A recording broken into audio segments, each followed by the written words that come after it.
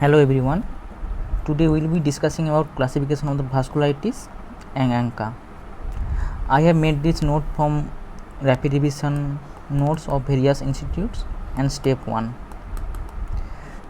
These notes has helped me to secure 2.9k rank in recently NEET PG 2022 exam. Hope this will also help you. You can take screenshot of these notes and add to your good notes or your phone gallery as you want. And I have made this note such a way that you can easily solve the previous questions and Marrow Q bank. Let's start. Classification of vasculitis mainly classified in 3 categories: large vessel, medium and small vessel vasculitis. In marrow pulse there is also category variable vessel. We will discuss later. Question are directly asked like which of the following is large vessel vasculitis. So you have to remember the names. Among large vessel vasculitis there are 2: temporal arteritis or giant cell arteritis and Takayasu arteritis. And in medium vessel there are 3: polyarteritis nodosa, Kawasaki and Barger disease, or some say Barger disease.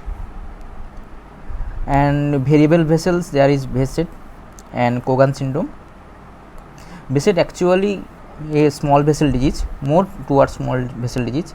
If question asked which of the following small vessel, you can mark Behcet under small vessel. It is written in step 1 that Behcet is a small vessel disease, and marrow pulse there is Behcet in variable vessel category. And in small vessel we have classified in 2: ANCA associated and immunocomplex associated. Among immunocomplex associated there is Behcet, HSP, anti-GM disease, cryoglobulinemic vasculitis, HUV or anti-C1q vasculitis, and cutaneous leukoangiitis. Just remember the names.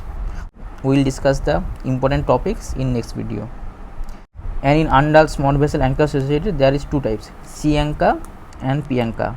C stand for cytoplasmic and P stand for perinuclear. I have made a mnemonic: PM and CM. P ANCA there is directed against myeloperoxidase and there is Truxtas and microscopic polyangiitis. And also P stands for staining perinuclear or nuclear staining pattern. P stand for.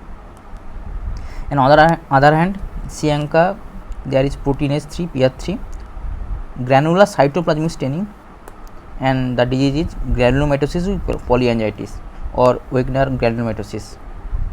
So easy to remember: P stand PM and CM. P ANCA myeloperoxidase and disease under Truxtas and microscopic polyangiitis. You don't have to just remember the middle thing. You can relate to P2P, and there is cytoplasmic, C for cytoplasmic. Under P ANCA there is also crescentic glomerulonephritis, renal limited vasculitis and IBD. Just remember the names. You can take screenshots now.